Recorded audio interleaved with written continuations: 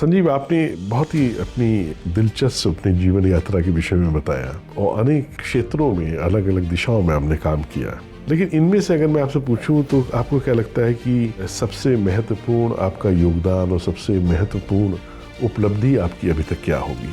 देखिए, उपलब्धि के रूप में नहीं कहूँगा, क्योंकि शास्त्रों में कहा है जीवन को यज्ञ बनाना चाहिए, और यज्ञ के 3 अर्थ पाणिनि मुनि ने दिए हैं: दान, पूजा, संगतिकरण। दान का अर्थ है कि तुमने दिया क्या। हम बैठे ही हैं तो उसमें हम रिसोर्स कंज्यूम कर रहे हैं, उस रिसोर्स को कन्वर्ट करके मलमूत्र में कन्वर्ट करेंगे, यही जीवन करता है। दिया क्या।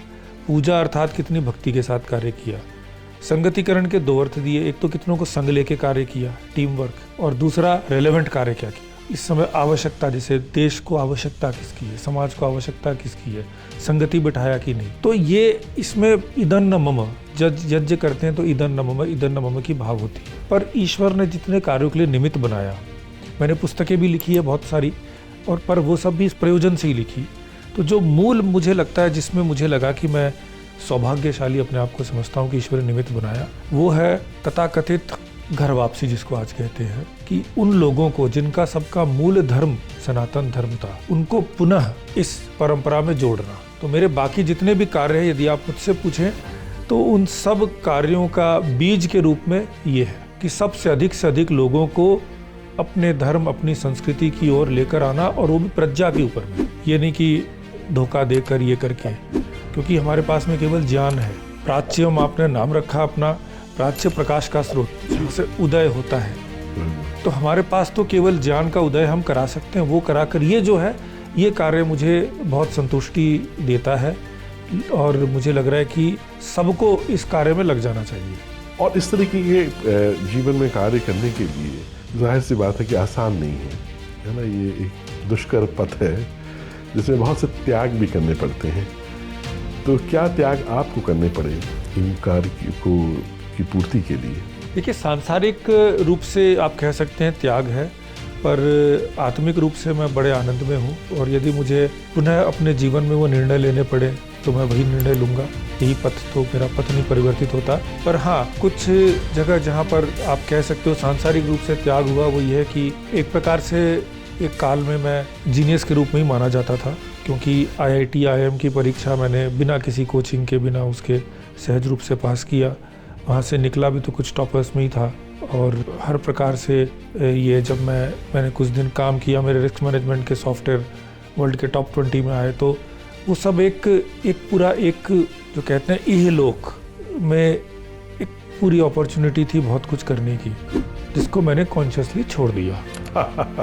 उसके बिना छोड़े संभव भी नहीं होता। उसके बिना देखिए, अब कहीं पे ये मैं जानता हूँ, मैं ऐसे रिलेट कर सकता हूँ, क्योंकि वो नहीं तो उसी के मुंह में आदमी जकड़ा। मैंने बोला कि उसको मैं पकड़ भी लूंगा, हाँ, तो भी कुछ काल बाद में संसार छूटेगा, शरीर छूटेगा, वो तो छूटना ही है। क्या बात। तो मैं बोला जो बाद में छूटेगा, कुछ दिन पहले छोड़ प्रीपोन कर लेते हैं अपना छूटना, और वो जो साथ में जाएगा, तो एक प्रकार से बिजनेस माइंड किया कि जो बाद में साथ जाएगा चलो उसको ले लेते, तो अपने संस्कारों को की तरफ किया। और मेरी एक जो प्रकृति रही है, इसमें मैंने थोड़ा बहुत सुधार किया है।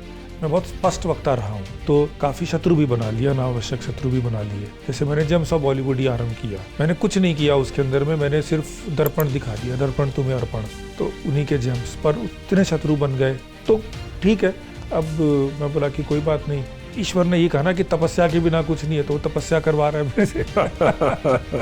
और हमारे उनसे बात करें आप, प्रताप शिवाजी की बात करें, तो वो तो जिन औरंगजेबों से और जिन अकबरों से युद्ध कर रहे थे, क्या त्याग, क्या बलिदान, क्या त्याग, क्या बलिदान, तो हमें तो बहुत सस्ते का ईश्वर ने ये। हाँ बिल्कुल। और उसके बदले एक बहुत बड़ी विरासत आनंद की आत्मसंतुष्टि की दे दी। आत्मसंतुष्टि। जो भी कार्य आप कर रहे हैं या जो भी कार्य हम लोग कर रहे हैं प्राच्य में, वो तो उसके आगे तो पूरी दुनिया की दौलत व्यर्थ है। व्यर्थ है नहीं। अच्छा, आप जैसे लोगों का संसर्ग मिला, मैं ये भी आपसे कहूँ कि एक बहुत पुण्य कोटि है, क्योंकि सत्संग कथयम किम न करोति पुंसाम। सत्संग की कथा मिल जाए तो पुंस का, मनुष्य का क्या नहीं हो सकता। उस क्षेत्र में रहता तो अलग प्रकार के तामसिक लोगों के साथ अधिक घिरा रहता।